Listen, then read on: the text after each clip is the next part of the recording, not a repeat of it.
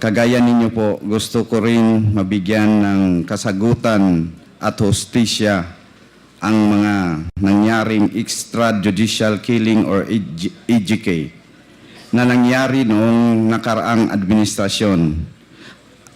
At kagaya ng marami, naging resource person ako. Ang aking ama at ang aking buong pamilya ay naging biktima ng EJK.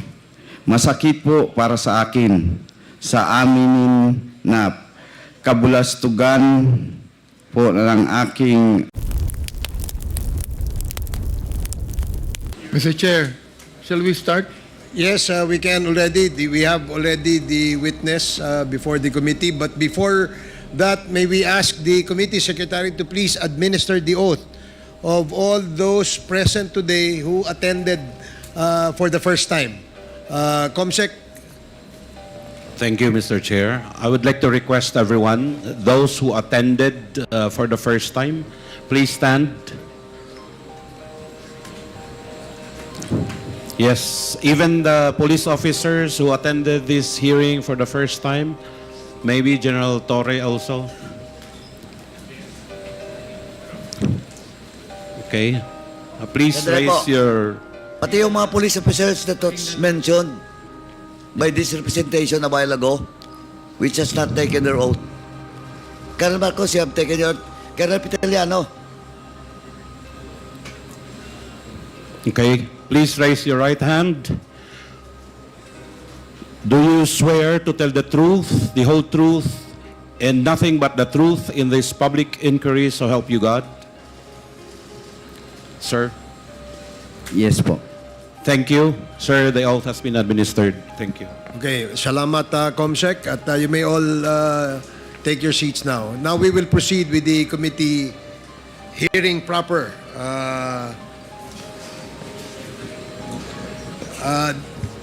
Comsec, have we distributed copies of the affidavit of Mr. Espinosa sa ating mga members? Still being reproduced, sir. Okay, so since we're still waiting for the copies to be distributed, Mr. Espinosa, ikaw ba ay may kasamang abogado? Yes po, Your Honor.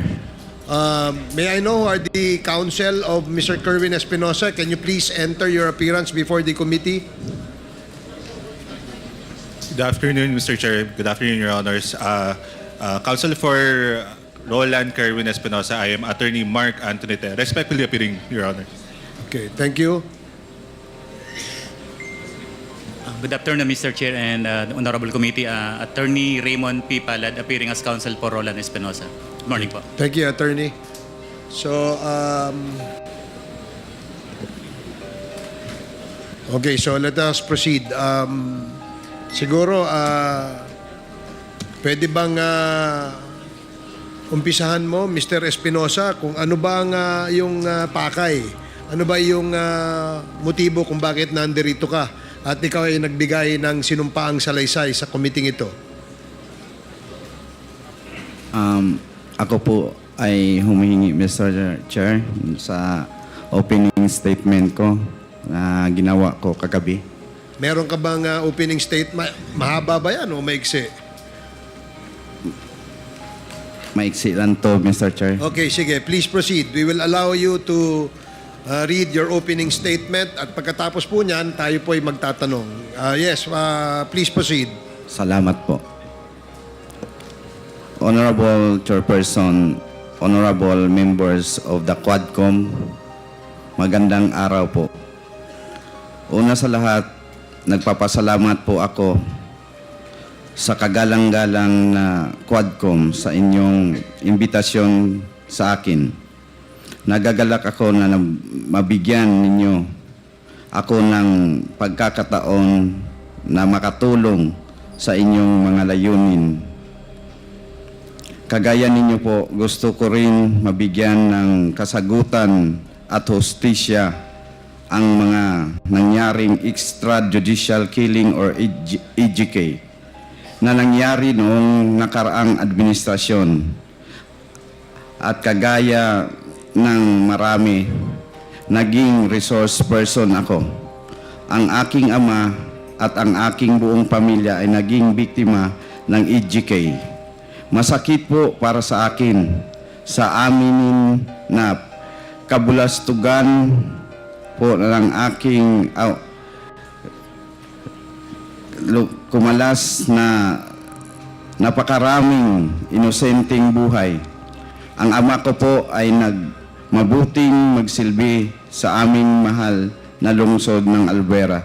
Ngunit ang kanyang mga magandang layunin ay hindi nagkaroon at kasatuparan dahil pinatay po siya.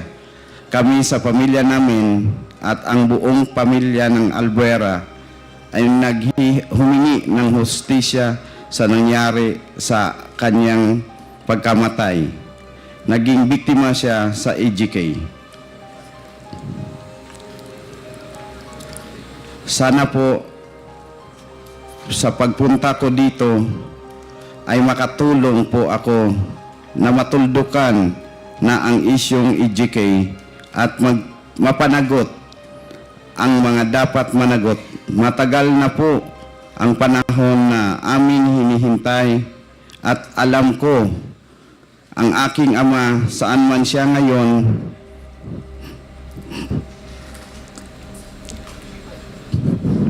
at sumasalangit po siya, naghihintay din ng katarungan at humihingi din po ng tulong niyo.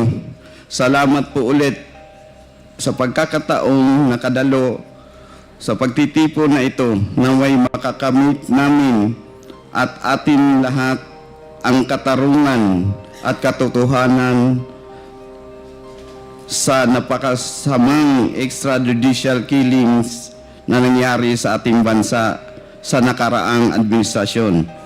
Magandang araw po. Maraming salamat.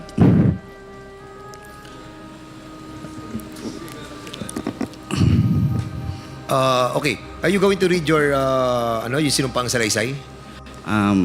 Hindi na po. Sasabihin ko na lang po. So we have heard the opening remarks of Kerwin Espinosa. So we'll be starting the questions. No? So who will be the... Chairman Mr. Chair? Dan, Yes. to our resource person, Mr. Espinosa, other than the opening remarks na binanggit mo, meron akong nakikitang sinumpang salaysay na pirmado mo.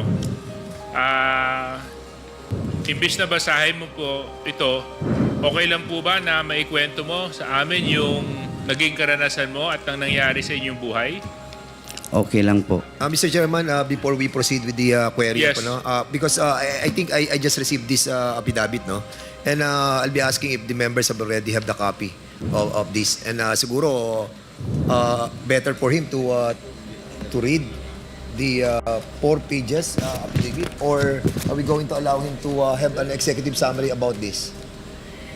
With the indulgence of Congressman Dan Fernandez, I think it will be better if our resource persons naturally just narrate kung ano po ang ipinagdaanan niya, and I'm sure yun din naman po ang affidavit niya yung magiging base ng kwento niya. So, Mr. Chair? I submit on that.